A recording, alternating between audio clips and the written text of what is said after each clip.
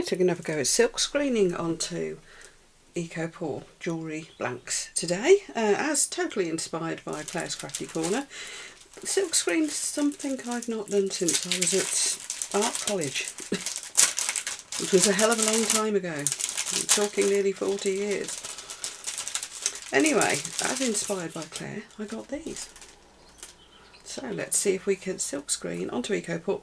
Let's face it, we know we can, Claire's shown us this. But I just wanted to have a go at making some really tiny little jewellery pieces.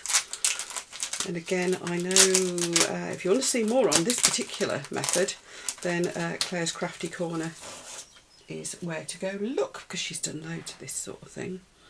Now, I thought these would be just like stencils, but they are not. Is there a sticky film on the back?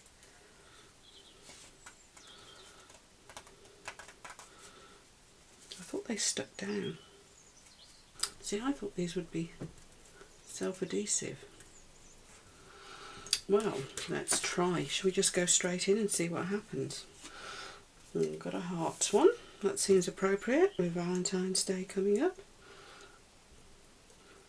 Just going to put it on there.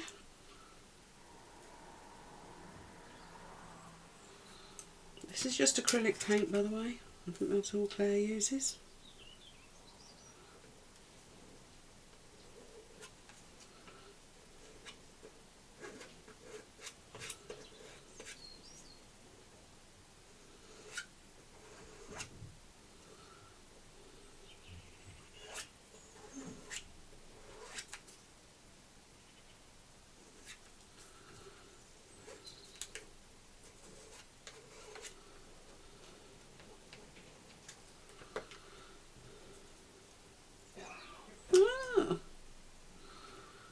That is all there is to it, is it?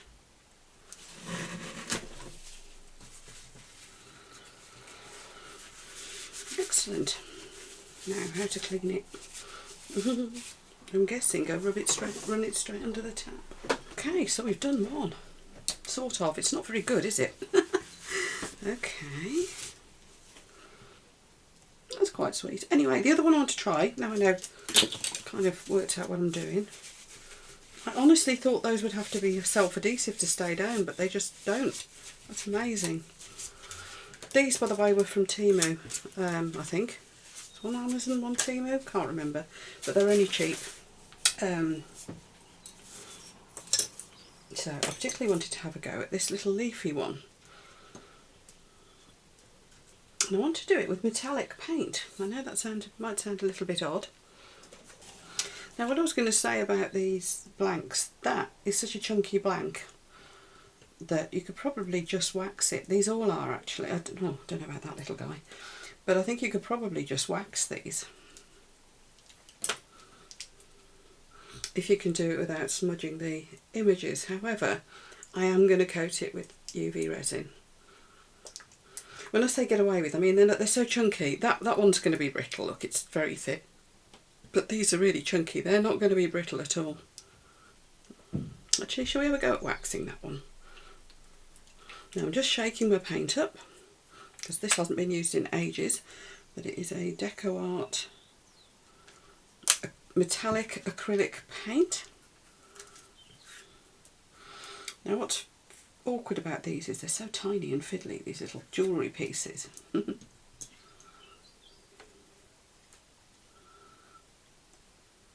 Deciding where to put your screen is the awkward bit.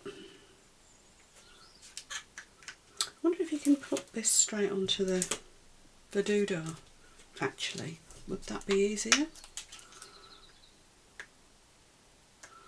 Incidentally, somewhere I've got some just normal stencils, and I do want to have a play with those as well. I was going to do both in this video, but can't find them. Honestly, this craft room move will be finished one day, I promise.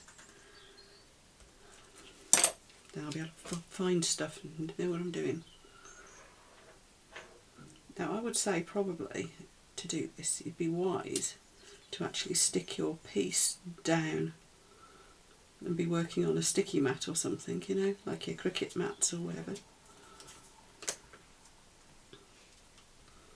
Oh, pretty. And then I'm sure this is, you're not supposed to put the stuff straight onto your paint, straight onto your piece, onto your scraper by the way, but you know, hey, it's working.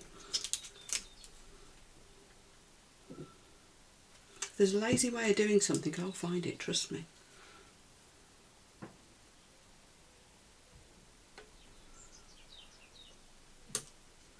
Now I honestly thought these would just be like stencils, and they're really not. Oops, see, this one's a bit runny, I think. I'm going to want something delicate for this one.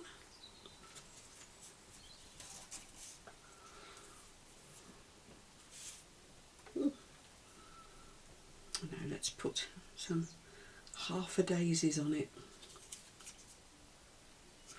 Yeah, I think this paint might be a little bit too runny. I may not have shaken it up enough. The thicker acrylic was definitely better. I'm going to let those dry really well, and then we'll have a look at what they look like when they're top coated with UV. Like I said, I might try and just wax that one. Yeah, that's definitely too runny, that metallic.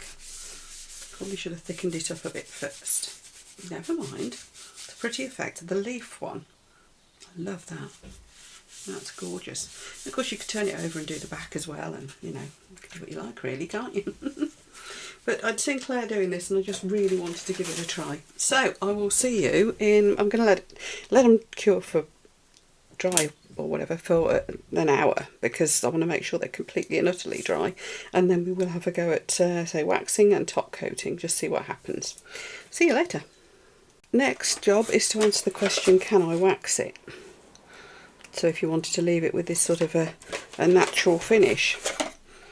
Now, if you're making really thin pieces with EcoPore, or any of the other eco casting powders for that matter, we've established that you do need to make them quite thick, because if you make them too thin, they're brittle. However, if you make them thin, you can coat them with UV resin, which is what we'll do with these other ones anyway. However, if you make them nice and chunky and thick like this, can you just wax it? Because you don't need that strength of your UV resin. So this is the tester. First of all, I'm just going to dab it on, and then we'll try rubbing, because you do have to rub it in. Oh! Okay, answer to that is yes, you can. There we are. That hasn't smudged. Now, it's not the best silkscreen, I know. I'm testing the technique rather than the final piece. But there we go. Anybody who wants to paint or silkscreen or stencil or whatever onto EcoPore, yes, you can wax it. Isn't that nice? Just to remind you though, people have said, oh yes, I use EcoPore, I use Jesmonite. That's a different thing. EcoPore is a brand name. We probably should be referring to all these different eco casting powders as eco casting powders, resin alternatives, that sort of thing. Because say EcoPore is actually a brand name, and that's the one I use. Each their own. Everybody have their preferences. I personally like this one because it's really easy to use and it's really white, vegan friendly and all that. Not that I'm vegan, but for those of you who are interested in that aspect, yeah, they are. It's even vegan friendly. Not nice. Let's say shoddy workmanship, but other than that, like these other ones, I think one of them I will wax, and the others I will dome. Let's wax this one.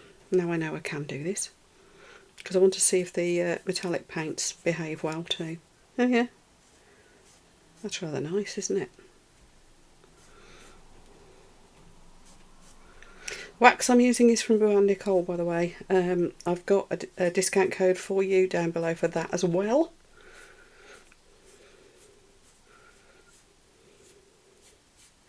So yes, I've got some links I need to put in for you, haven't I? First of all, for the EcoPore itself. Secondly, for the wax. And then finally for the UV resin, I think. yeah, that's worked. Lovely. Might be a bit of wax in the hole. This wax is the easiest to use, I've found as well, because it's a really soft wax, so it's great stuff.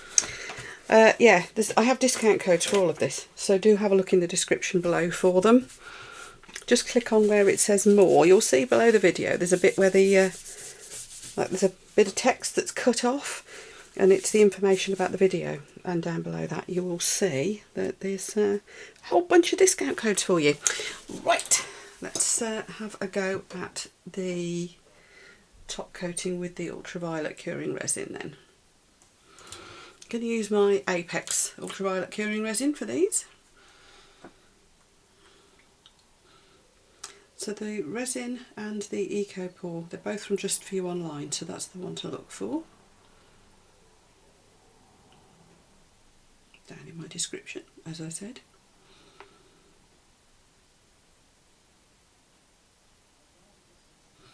Then I'm going to try and do this without blocking the hole up. Although if you do accidentally block the hole up, of course all you need to do is get a little drill out and drill the hole back out. It's not really a problem, it's just an extra little job to do, isn't it? Now this one will definitely need coating with something substantial because it is so tiny. This actually will be delicate. What I'm finding is Eco Pour, once you get up to about, what, 3mm, it is really strong.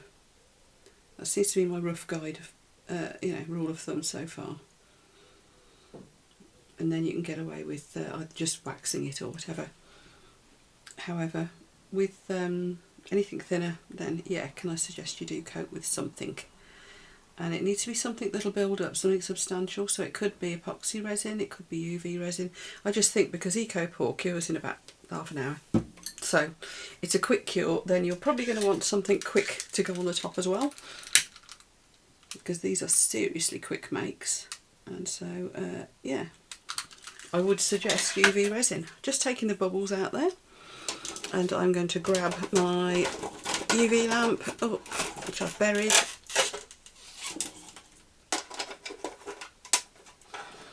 Going to zap those, and we can have a look at the two different finishes. This lamp is from Let's Resin, by the way, and it's got 3 timers on it: 2 minutes, 3 minutes, 5 minutes. If I'm doing a quick cure just to settle something so I can go on to the next stage, 2 minutes is usually enough. In fact, 1 minute's sometimes enough. But I do tend to, if it's going to be like a final cure, I do tend to leave it on the 5 minutes. So there we are. I'll be back with you in a bit.